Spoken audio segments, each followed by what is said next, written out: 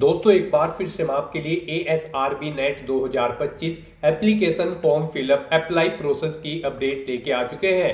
कैसे आप ASRB net 582 vacancies के लिए अपने फॉर्म अप्लाई कर सकते हो, स्टेप बाय स्टेप कंप्लीट जानकारी आपको इस वीडियो में दी जाएगी। लास्ट डेट की अपडेट है, केवल 6 दिन शेष रह गए हैं। आप जल्द से जल्द अपना फॉर्म अप्लाई कर ले। अंतिम समय में आपको बिना कोई गलती किए हुए कैसे अपना फॉर्म अप्लाई करना है जिससे आपका फॉर्म रिजेक्ट ना हो। फॉर्म अप्लाई करते समय आपको कोई भी ऐसी गलती या फिर मिस्टेक नहीं करनी होगी जिसको करने से आपके एप्लीकेशन फॉर्म रिजेक्ट हो सकते हैं। और अप्लाई करते समय आपको कुछ महत्वपूर्ण बातों का भी ध्यान रखना होगा, तभी आपके फॉर्म सक्सेसफुली सबमिट किए जाएंगे। आवेदन करते समय आप क्वालिफिकेशन की डिटेल कैसे दोगे, कैसे पोस्ट और एग्जाम प्रेफरेंस दोगे, कैसे आप यहां पर फीस पेमेंट करते हुए रजिस्ट्रेशन से लेकर प्रिंट तक अपने फॉर्म अप्लाई करोगे, और कैसे आप यहां पर अपने डॉक्यूमेंट्स, फोटोग्राफ, सिग्नेचर अपलोड करोगे। पूरी जानकारी आपको कंप्लीटली इस वीडियो में दी जाएगी, तो आपको ये वीडियो शुरू से लेके एंड तक बिना स्किप किए हुए देखना होगा। इस वीडियो को कंप्लीटली देखने पर ही आपके सभी सवाल और डाउट क्लियर होंगे। तो चलिए दोस्तों, बिना कोई वक्त गंवाए शुरू करते हैं ASRB net 2025 application form fill up की पूरी जानकारी। फॉर्म भरने से पहले आपको हमारी वेबसाइट IND सरकारी नौकरी के इस पेज पर विजिट करना होगा, जिसका लिंक आपको नीचे description plus first comment box में मिल जाएगा। और हमारे इस पेज पर विजिट करके आप यहां से ASRB नेट 2025 का एप्लीकेशन फॉर्म फिल कर सकते हो। एग्रीकल्चर साइंटिस्ट रिक्रूटमेंट बोर्ड की ओर से नोटिफिकेशन रिलीज किया गया था। National eligibility test NET, agriculture research service ARS, subject matter specialist SMS, senior technical officer STO examination 2025 के माध्यम से ये भर्ती की जा रही है। पोस्ट और वैकेंसीज की अगर बात करें तो टोटल 582 वैकेंसीज है।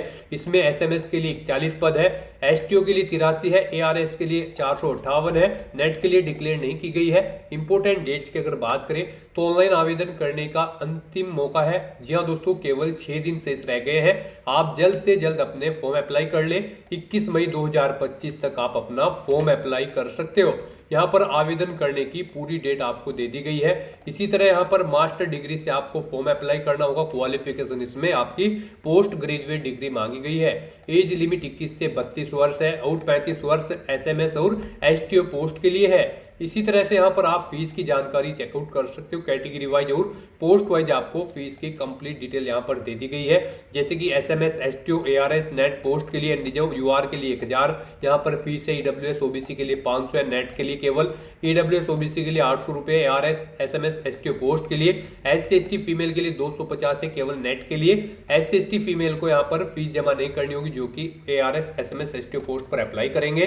नेट के साथ में देख सकते हो यहाँ पर जो यहाँ पर कॉम्बिनेशन ARS, SMS, STO है उसके लिए जनरल के लिए 2000 है, OBC WS के लिए 1300 है, SC ST फीमेल के लिए 250 है, जो कि आप ऑनलाइन मोड से पेमेंट कर सकते हो। सिलेक्शन होगा computer based test, pre exam और कंबाइंड मेन डिस्क्रिप्टिव एग्जाम के आधार पे ऑनलाइन अप्लाई कर सकते हो। ऑल इंडिया से अप्लाई कर सकते हो। ASRB.org.in इसकी ऑफिशियल वेबसाइट है, जिससे आप ऑनलाइन अप्लाई कर सकते हो। इंपोर्टेंट लिंक सेक्शन के अंतर्गत ऑफिशियल नोटिफिकेशन PDF लिंक पर क्लिक करके आप इसकी PDF डाउनलोड कर सकते हो। यहाँ पर आपको सबसे पहले इंपोर्टेंट डेट्स की जानकारी दी गई है, उसके बाद में यहाँ पर आप सेंटर चेकआउट कर सकते हो और फीस की जानकारी आपको यहाँ पर डिटेल में दे दी गई है। हाउ टू अप्लाई का भी कंप्लीट प्रोसीजर आपको दिखाया गया है, साथ ही साथ एलिजिबिलिटी क्राइटेरिया की डिटेल भी आपको PDF में ही दी गई है।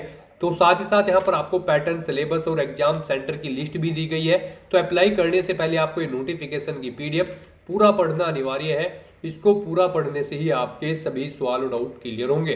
PDF रीड आउट करने के बाद में आपको अप्लाई ऑनलाइन लिंक पर क्लिक करना होगा, तो आपके सामने इसका एक ऑनलाइन आवेदन करने का ऑफिशियल पोर्टल ओपन हो जाएगा। उसके बाद आपको यहाँ पर रजिस्ट्रेशन फॉर्म के इस सेक्शन में क्लिक हियर के इस लिंक पर क्लिक करना है। फिर आपके सामने यहाँ पर कुछ इस तरह से इंटरफेस ओपन होगा। यहाँ पर अगर आपने पहले से रजिस्ट्रेशन कर रखा है तो यहाँ पर आपको अपना रजिस्ट्रेशन नंबर एंटर करना है, अपना पासवर्ड आपको एंटर करना है और लॉगिन के इस ऑप्शन पर क्लिक करके आपको अपने डैशबोर्ड में लॉगिन करके अपने फॉर्म अप्लाई कर लेने हैं। और अगर आप इन रिक्रूटमेंट एग्जामिनेशन के लिए फर्स्ट टाइम अप्लाई करने जा रहे हो तो सबसे पहले यहाँ पर आपको अपना रजिस्ट्रेशन करना होगा। उसके लिए आपको यहाँ पर न्यू रजिस्ट्रेशन की टैब दी गई है, आप इस पर क्लिक करें। आपके सामने यहाँ पर रजिस्ट्रेशन का फॉर्म ओपन हो जाएगा। यहाँ पर आपको अपनी बेसिक डिटेल्स प्रोवाइड कराते हुए अपना रजिस्ट्रेशन करना है। सबसे पहले यहाँ पर आपको अपना मोबाइल नंबर एंटर करना है, उसे एक बार फिर से एंटर करके कंफर्म कर लेना है। फिर यहाँ पर आप अपनी ईमेल आईडी एंटर करें, उसे भी एक बार फिर से एंटर करके कंफर्म कर ले। आपका मोबाइल नंबर और email ID active and valid होनी चाहिए। उसके बाद यहाँ पर आपको अपना पासवर्ड एंटर करना है, उसे भी एक बार फिर से एंटर करके आपको कंफर्म कर लेना है। और फिर गाइज आपको यहाँ पर सबमिट के ऑप्शन पर क्लिक कर देना है। उसके बाद आपके सामने यहाँ पर कुछ इस तरह से इंटरफेस ओपन होगा। यहाँ पर अब आपकी ईमेल आईडी और मोबाइल नंबर पर दो अलग अलग ओटीपी आए होंगे। यहाँ पर आपको अपनी ईमेल का ओटीपी एंटर करना है और अपने मोबाइल का ओटीपी आपको एंटर करना है। और उसके बाद गाइज यहाँ पर आपको वेरीफाई की इन टैब्स पर क्लिक करके अपना मोबाइल नंबर और ईमेल आईडी को वेरीफाई कर लेना है। अपना मोबाइल नंबर और ईमेल आईडी वेरीफाई करने के बाद फिर आपको यहाँ पर नेक्स्ट के इस ऑप्शन पर क्लिक करना है। इस तरह से यहाँ पर आपका रजिस्ट्रेशन सक्सेसफुली कंप्लीट हो चुका है। आपको एक रजिस्ट्रेशन नंबर प्रोवाइड करा दिया गया है। ये रजिस्ट्रेशन नंबर आपकी रजिस्टर्ड ईमेल आईडी और मोबाइल नंबर पर भी सबमिट किया गया है। आपको इसे केयरफुली नोट डाउन करके रख लेना है फ्यूचर यूज के लिए। और यहाँ पर गाइज अब आपको go to part first click here के इस ऑप्शन पर क्लिक करना है। नेक्स्ट आपके सामने कुछ इस तरह से इंटरफेस ओपन होगा। गाइज यहाँ पर आने के बाद सबसे पहले आपको अपनी डिसिप्लिन सिलेक्ट करनी है, जिस डिसिप्लिन के लिए आप अप्लाई करना चाहते हैं। उसके बाद यहाँ पर आपको डिसिप्लिन के according number of vacancy show कर दी जाएगी, कौन सी कैटेगरी के लिए और यहाँ पर कौन सी एग्जाम के लिए कितनी नंबर ऑफ वैकेंसीज है।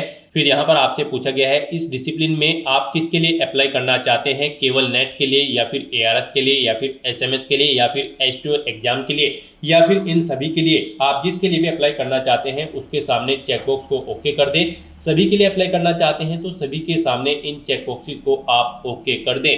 उसके बाद यहाँ पर आपको अपने नाम से पहले आप जो भी टाइटल लगाते हैं, डॉक्टर, मिस्टर, मिसेज, आप वो ऑप्शन यहाँ पर सिलेक्ट करें। फिर यहाँ पर आप अपना फुल नेम एंटर करें। उसके बाद यहाँ पर आपको अपना नाम हिंदी में टाइप करना है। आप इस कीबोर्ड के थ्रू अपना नाम यहाँ पर टाइप कर दें। और यहाँ पर अगर आप फ़ोन डाउनलोड करना चाहते हैं तो यहाँ पर आपको हिंदी के फ़ोन डाउनलोड कर लेने हैं। क्लिक करके इस लिंक पर क्लिक करके और फिर यहाँ पर आपको अपना नाम टाइप कर देना है हिंदी में।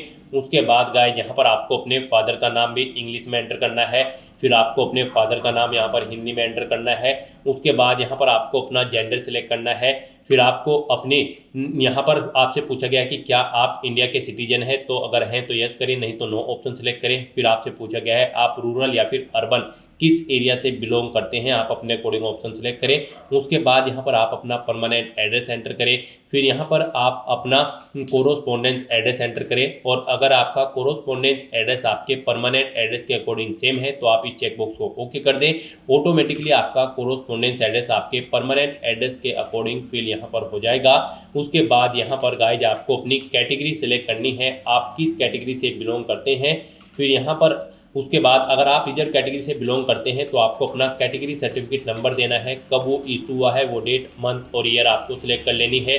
और अगर आप यहाँ पर PWBD कैंडिडेट हैं तो आप यस ऑप्शन सेलेक्ट करें और फिर अपनी PWBD का टाइप यहाँ पर सिलेक्ट करें और उसका सर्टिफिकेट नंबर दें। नहीं है तो आप नो ऑप्शन सेलेक्ट करें।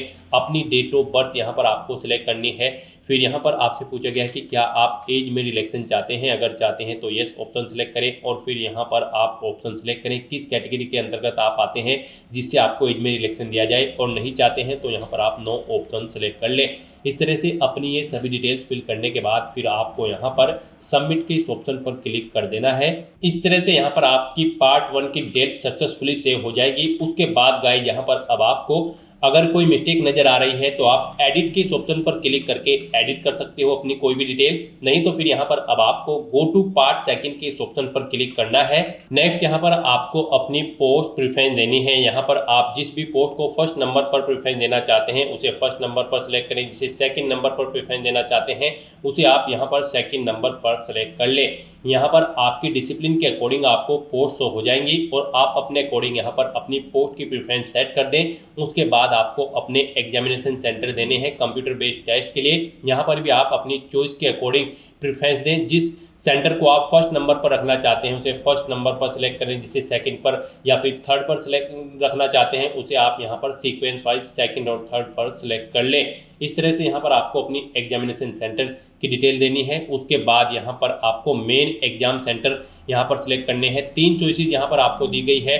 दोनों एग्जाम के लिए, प्री और मेन के। यहाँ पर आपको अपनी चॉइस के अकॉर्डिंग 3 एग्जामिनेशन सेंटर सेलेक्ट कर लेने हैं। उसके बाद यहाँ पर आपको अपना मीडियम ऑफ एग्जाम, मेंस जो आपका एग्जाम होगा उसका क्वेश्चन पेपर का मीडियम सेलेक्ट करना है। आप इंग्लिश में क्वेश्चन पेपर चाहते हैं या फिर हिंदी में, आप अपने अकॉर्डिंग ऑप्शन सेलेक्ट करें और उसके बाद गाइज यहाँ पर आपको सबमिट के ऑप्शन पर क्लिक कर देना है। इस तरह से यहाँ पर आपकी पार्ट सेकंड की डिटेल भी सक्सेसफुली सेव हो जाएगी। आप एडिट करना चाहते हैं तो एडिट के ऑप्शन पर क्लिक करके एडिट कर ले, नहीं तो यहाँ पर बस अब आपको गो टू पार्ट थर्ड के इस ऑप्शन पर क्लिक कर देना है। नेक्स्ट यहाँ पर आपको अपनी क्वालिफिकेशन की डिटेल प्रोवाइड करानी है। गाइज यहाँ पर ASRB नेट के इस एग्जाम में पार्टिसिपेट करने के लिए आपके पास मास्टर डिग्री होनी जरूरी है रिलेवेंट डिसिप्लिन के अंतर्गत, यानी कि जिस डिसिप्लिन के लिए आप अप्लाई कर रहे हैं उसके अंतर्गत आपके पास पोस्ट ग्रेजुएट डिग्री होनी जरूरी है। तो यहाँ पर आने के बाद सबसे पहले आपको अपनी 10वीं क्लास की डिटेल प्रोवाइड करनी है। यहाँ पर आप अपनी डिवीजन सेलेक्ट करें, कौन सी आपकी डिवीजन आई है 10वीं में, फिर बोर्ड का नाम यहाँ पर आप दें, फिर यहाँ पर आप बताएं आपके जो मार्क्स थे वो OGPA में है या फिर CGPA में है या फिर परसेंटेज में। यहाँ पर आप अपने अकॉर्डिंग एंटर करें, परसेंटेज में अगर है तो यहाँ पर आप परसेंटेज एंटर करें। फिर यहाँ पर आपको पासिंग डेट सेलेक्ट करनी है, कब यहाँ पर आपको सर्टिफिकेट इशू आया है, पासिंग डेट वो यहाँ पर आपको सेलेक्ट कर लेनी है, यानी कि कब आपने अपनी 10वीं क्लास पास आउट की है। यहाँ पर आप डे, मंथ और ईयर सेलेक्ट करके अपनी पासिंग डेट दें। फिर आपको ऐसे ही अपनी 12वीं क्लास की डिटेल यहाँ पर देनी है, अपनी डिवीजन सेलेक्ट करें, बोर्ड का नाम दें, कितने % मार्क्स आपने ऑब्टेन किए हैं या फिर CGPA है वो यहाँ पर आप दें, कब आपने पास आउट की है 12वीं क्लास वो डेट यहाँ पर आप सेलेक्ट करें। फिर यहाँ पर आपको अपनी ग्रेजुएशन की डिटेल प्रोवाइड करानी है, बैचलर डिग्री की। यहाँ पर आप अपनी डिग्री सेलेक्ट करें, कौन सी बैचलर डिग्री आपके पास है, BSc, BFSc, BVSc, BTech या फिर B या फिर अदर, आप अपने अकॉर्डिंग यहाँ पर ऑप्शन सेलेक्ट करें। फिर यहाँ पर आप बताएं कौन सी डिवीजन आपकी है, इसमें आपकी ग्रेजुएशन में फर्स्ट, सेकंड या फिर थर्ड। उसके बाद यहाँ पर आपने अपनी बैचलर डिग्री किस में की है वो यहाँ पर आपको एंटर करना है, यूनिवर्सिटी का नाम सेलेक्ट करना है जिससे आपने अपनी बैचलर डिग्री कंप्लीट की है। फिर आपके मार्क्स यहाँ पर CGPA में है या फिर परसेंटेज में है वो यहाँ पर आप एंटर करें, कब आपने कंप्लीट की है वो डेट आप सेलेक्ट करें। फिर यहाँ पर आपके पास मास्टर डिग्री होनी जरूरी है इस एग्जाम में पार्टिसिपेट करने के लिए। तो यहाँ पर आपको अपनी मास्टर डिग्री की डिटेल देनी है। सबसे पहले यहाँ पर आपको सिलेक्ट करना है किस में आपने अपनी मास्टर डिग्री यहाँ पर कंप्लीट की है। उसके बाद यहाँ पर आपको बताना है आपकी फर्स्ट डिवीजन है मास्टर डिग्री में या फिर सेकंड या फिर थर्ड, आप अपने अकॉर्डिंग ऑप्शन सेलेक्ट करें। उसके बाद यहाँ पर आपसे पूछा गया है कि यहाँ पर आपने अपनी मास्टर डिग्री कंप्लीट कर ली है, अगर कर ली है तो यस करें, और अगर आप फाइनल ईयर में एक्टेड है तो यहाँ पर आप नो ऑप्शन सेलेक्ट करें। और फिर अगर यस ऑप्शन आप सेलेक्ट करते हैं या फिर नो ऑप्शन सेलेक्ट करते हैं तो फिर यहाँ पर आपको अपनी मास्टर डिग्री की डिसिप्लिन सेलेक्ट करनी है, किस में आप अपनी मास्टर डिग्री यहाँ पर कर रहे हो। तो यहाँ पर आपको वो डिसिप्लिन सेलेक्ट कर लेनी है। फिर आपको यूनिवर्सिटी सेलेक्ट करनी है जिससे आप अपनी पोस्ट ग्रेजुएशन यानी कि मास्टर डिग्री कब कर रहे हो या फिर कर चुके हो। फिर यहाँ पर आपको स्टेट सेलेक्ट करना है जिससे आप अपनी पोस्ट ग्रेजुएशन या फिर मास्टर डिग्री कर रहे हो। फिर आपको बताना है आपके मार्क्स यहाँ पर CGPA में है या फिर परसेंटेज में अगर है तो यहाँ पर आप परसेंटेज एंटर करें। फिर आपने कब कंप्लीट की है वो डेट यहाँ पर आप सिलेक्ट करें। उसके बाद अगर आपने PhD कर रखी है तो उसकी डिटेल भी आप यहाँ पर सेम ऐसे ही प्रोवाइड करा सकते हो, और अगर नहीं कर रखी है तो आप इस कॉलम को खाली छोड़ सकते हैं। उसके बाद यहाँ पर आपसे पूछा गया है कि क्या यहाँ पर आप करंट में यानी कि प्रेजेंट में एम्प्लॉय हैं, अगर है तो यस करें और फिर उसकी डिटेल दें, जैसे कि डेजिग्नेशन यानी कि पोस्ट का नाम आपको देना है, कब से आप कार्य कर रहे हैं, कब तक आपने कार्य किया है, फुल एड्रेस यहाँ पर आपको एम्प्लॉय का देना है, और यहाँ पर आपको बताना है कि क्या आपका जो एम्प्लॉयमेंट है वो अंडर गवर्नमेंट या फिर ICR या फिर साइंटिफिक इंस्टीट्यूट के अंतर्गत आता है। तो यहाँ पर आपको अपनी एम्प्लॉयमेंट की डिटेल देनी है, और अगर आप एम्प्लॉय नहीं हो प्रेजेंट में, फिर यहाँ पर आपसे पूछा गया है कि क्या आपका कोई रिलेटिव ASRB या फिर ICAR में कार्यरत है, अगर है तो यस करें, नहीं तो नो ऑप्शन सेलेक्ट करें। फिर आपसे पूछा गया कि क्या आपको कभी ASRB या फिर ICAR या फिर किसी पब्लिक सर्विस कमीशन या फिर बोर्ड में बैठने से रोका गया है, इनके एग्जाम में बैठने से रोका गया है, अगर रोका गया है तो आप यस करें और फिर यहाँ पर उस बोर्ड का नाम दें, नहीं रोका गया है तो आप नो ऑप्शन सेलेक्ट कर लें। उसके बाद आपको डिक्लेरेशन सेक्शन में आना है, इस चेक बॉक्स को ओके करना है, और फिर गाइड यहाँ पर आपको ये कैप्चा कोड इस बॉक्स में एंटर कर देना है, और उसके बाद आपको सबमिट के इस ऑप्शन पर क्लिक कर देना है। इस तरह से यहाँ पर आपकी पार्ट 3 की सभी डिटेल सक्सेसफुली सेव हो जाएगी। अगर कहीं पर कोई मिस्टेक है तो आप एडिट के बटन पर क्लिक करके एडिट कर सकते हैं, नहीं तो यहाँ पर बस अब आपको गो टू पार्ट 4 के इस ऑप्शन पर क्लिक कर देना है। नेक्स्ट यहाँ पर आपको अपने आइडेंटिटी प्रूफ डॉक्यूमेंट अपलोड करने हैं। यहाँ पर आपको अपना recent passport size photo, signature, left thumb impression और अपना कोई आईडी प्रूफ जैसे कि Aadhaar card, driving licence, PAN card, passport या फिर वोटर आईडी अपलोड करना है। इनके लिए आपको गाइडलाइन दी गई है। यहाँ पर आपका जो फोटो होगा उसका साइज 200 KB से कम होना चाहिए और ये JPG या फिर JPEG फॉर्मेट में होना चाहिए। सिग्नेचर आपके 100 KB से कम होने चाहिए और आपका लेफ्ट थंब इम्प्रेशन भी यहाँ पर 80 KB से कम होना चाहिए और आपका जो आईडी प्रूफ डॉक्यूमेंट होगा ये यहाँ पर 500 KB से कम होना चाहिए। आपके सभी डॉक्यूमेंट JPG या फिर JPEG फॉर्मेट में होने चाहिए। तो यहाँ पर जब आप अपना फोटो अपलोड करेंगे तो आपको चूज फाइल बटन पर क्लिक करना है, फाइल को सिलेक्ट करना है और उसके बाद आपको अपलोड के इस बटन पर क्लिक करके अपना फोटो यहाँ पर अपलोड कर देना है। ऐसे ही यहाँ पर आपको अपने सिग्नेचर अपलोड करने हैं। आपको यहाँ पर चूज फाइल बटन पर क्लिक करना है, फाइल को सिलेक्ट कर लेना है और अपने इन डॉक्यूमेंट को यहाँ पर आपको अपलोड कर देना है। यहाँ पर जब आप अपना आईडी प्रूफ अपलोड करेंगे उसके लिए यहाँ पर आपको सबसे पहले सिलेक्ट करना है आप कौन सा आईडी प्रूफ यहाँ पर अपलोड करेंगे, आधार, ड्राइविंग लाइसेंस या फिर पैन कार्ड। और उसके बाद यहाँ पर आपको अपने आईडी प्रूफ का नंबर एंटर करना है और उसके बाद गाइस यहाँ पर आपको चूज फाइल के इस बटन पर क्लिक करना है और उसके बाद फिर आपको अपलोड के इस बटन पर क्लिक करके अपना आईडी प्रूफ यहाँ पर अपलोड कर देना है। इस तरह से यहाँ पर आपको 1 बाय 1 करके अपने चारों डॉक्यूमेंट यहाँ पर अपलोड कर देने हैं। इस तरह से अपने डॉक्यूमेंट अपलोड करने के बाद फिर आपको प्रीव्यू एप्लीकेशन फॉर्म के इस ऑप्शन पर क्लिक करना है। नेक्स्ट आपको आपके एप्लीकेशन फॉर्म का पूरा प्रीव्यू शो कर दिया गया है। आपको सभी डिटेल केयरफुली चेकआउट करनी है, पेज को नीचे स्क्रॉल डाउन करना है। कहीं पर कोई मिस्टेक है तो आप एडिट बटन पर क्लिक करके एडिट कर सकते हो, नहीं तो यहाँ पर बस अब आपको गो टू पार्ट 5 के इस ऑप्शन पर क्लिक कर देना है। नेक्स्ट यहाँ पर आपको अपना फीस पेमेंट करना है। आपको आपकी कैटेगरी और डिसिप्लिन के अकॉर्डिंग फीस का अमाउंट यहाँ पर शो कर दिया जाएगा। अब यहाँ पर आपको अपनी फीस पेमेंट करने के लिए bharatcost.gov.in वेबसाइट पर जाना है और उसके थ्रू यहाँ पर आपको अपना फीस पेमेंट करना है। यहाँ पर आपको फीस पेमेंट करने के लिए सभी इंस्ट्रक्शन दिए गए हैं। तो आपको bharatcost.gov.in वेबसाइट ओपन करनी है। इस वेबसाइट पर आने के बाद आपको इस पेज को नीचे स्क्रॉल डाउन करना है। फिर आपको पेमेंट टू गोल के ऑप्शन पर आकर नॉन रजिस्टर्ड यूजर्स आपको इस ऑप्शन पर क्लिक करना है। नेक्स्ट आपके सामने कुछ इस तरह से इंटरफेस ओपन होगा। अब यहाँ पर आने के बाद आपको डिपोजिटर्स कैटेगरी में इंडिविजुअल ऑप्शन सेलेक्ट करना है। फिर आपको पर्पज के इस ऑप्शन में आकर सर्च के इस ऑप्शन पर क्लिक करना है। यहाँ पर आपको मिनिस्ट्री में एग्रीकल्चर ऑप्शन सेलेक्ट करना है। फिर आपको पर्पज में एग्जामिनेशन टाइप करना है। फिर आपके सामने examination certificate fees for ARS NET STO FAO AO option आ जाएगा। आपको इसे सिलेक्ट कर लेना है और उसके बाद आपको सर्च के ऑप्शन पर क्लिक करके आपको यहाँ पर ये शो कर दिया जाएगा। आपको यहाँ पर ये ऑप्शन सेलेक्ट करना है examination certificate fee for ARS NET STO FAO AO। आपको इस लिंक पर क्लिक करना है। उसके बाद यहाँ पर आने के बाद फिर आपको आपकी मिनिस्ट्री और पे एंड अकाउंट ऑफिस का PO ऑटोमेटिकली सिलेक्ट मिल जाएगा। अब यहाँ पर आपको फीस का अमाउंट एंटर करना है।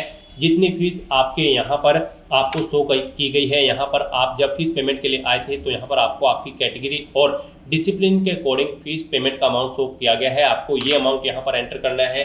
उसके बाद यहाँ पर गाइस आपको रिमार्क्स एंटर कर देना है और फिर आपको ये कैप्चा कोड यहाँ पर एंटर करना है और उसके बाद आपको ऐड के इस ऑप्शन पर क्लिक कर देना है। नेक्स्ट आपके सामने कुछ इस तरह से इंटरफेस ओपन होगा। अब यहाँ पर आकर आपको नेक्स्ट के इस ऑप्शन पर क्लिक कर देना है। नेक्स्ट यहाँ पर आपको डिपोजिटर की डिटेल यानी कि अपनी डिटेल प्रोवाइड करनी है। यहाँ पर आपको सबसे पहले अपने नाम से पहले आप मिस्टर या मिसेज जो भी लगाते हैं ऑप्शन सेलेक्ट करें, अपना नाम यहाँ पर एंटर करें, अपना एड्रेस यहाँ पर एंटर करें। फिर यहाँ पर आप अपनी कंट्री सिलेक्ट करें, स्टेट सिलेक्ट करें, डिस्ट्रिक्ट सिलेक्ट करें, अपना पिन कोड या फिर जिप कोड यहाँ पर दें, TN नंबर या फिर TIN नंबर है तो वो आप एंटर कर सकते हैं।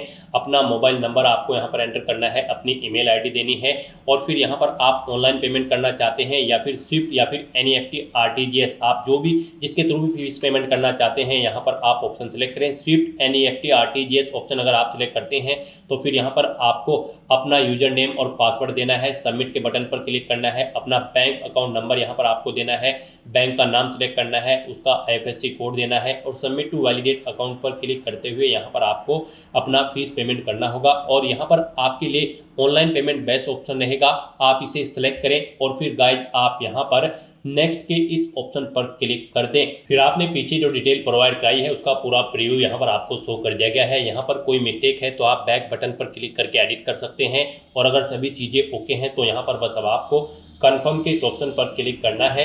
नेक्स्ट आपके सामने कुछ इस तरह से इंटरफेस ओपन होगा। अब यहाँ पर आपको ऑप्शन सेलेक्ट करना है, आप net banking, debit card, credit card या फिर यूपीआई किसके थ्रू अपना फीस पेमेंट करना चाहते हैं।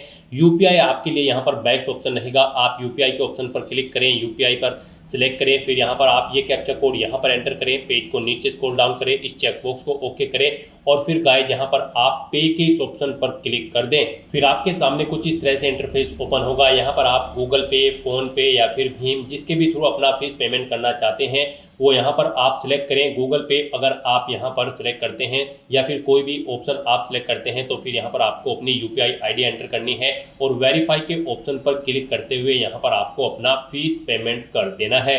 सक्सेसफुली फीस पेमेंट करने के बाद आपको वापस यहीं पर ASRB की इसी वेबसाइट पर आना है और यहाँ पर आपको अपलोड पेमेंट डिटेल की इस ऑप्शन पर क्लिक करना है। फिर आपको फीस पेमेंट करने के बाद एक भारत कोस्ट ट्रांजैक्शन आईडी मिली होगी, वो आईडी आपको यहाँ पर एंटर करनी है। अमाउंट आपने कितना पे किया है वो यहाँ पर आपको एंटर करना है। डेट ऑफ सबमिशन फी, किस डेट को आपने फीस सबमिट की है वो डेट यहाँ पर आपको सिलेक्ट करनी है और फिर आपको अपनी ट्रांजैक्शन रिसीप्ट, फीस की ट्रांजैक्शन रिसीप्ट यहाँ पर अपलोड करनी है। जेपीजी फॉर्मेट में आपकी वो रिसीप्ट होनी चाहिए। आपको चूज फाइल बटन पर क्लिक करना है, फाइल को सिलेक्ट करना है और अपनी फीस रिसीप्ट यहाँ पर आपको अपलोड कर देनी है। इस तरह से यहाँ पर आपको अपनी फीस पेमेंट की ट्रांजैक्शन डिटेल देनी है और उसके बाद गाइज आपको यहाँ पर सबमिट के इस ऑप्शन पर क्लिक करके अपनी फीस पेमेंट को यहाँ पर कंफर्म कर लेना है। इस तरह से यहाँ पर आपका फीस पेमेंट सक्सेसफुली कंप्लीट हो जाएगा। उसके बाद आपको अपने एप्लीकेशन फॉर्म का एक हार्ड कॉपी प्रिंट आउट ले लेना है फ्यूचर यूज के लिए, फ्यूचर रेफरेंस के लिए। तो दोस्तों ऐसे आप ASRB नेट, ARS, SMS और STO एग्जामिनेशन रिक्रूटमेंट के लिए अपने फॉर्म अप्लाई कर सकते हो बिना कोई मिस्टेक किए हुए। आज की इस वीडियो में बस इतना ही। आई होप ये वीडियो आपको पसंद आई होगी। अगर पसंद आई हो तो इसे लाइक और शेयर करें। चैनल पर नए हो तो इसे सब्सक्राइब कर लें। Thanks for watching.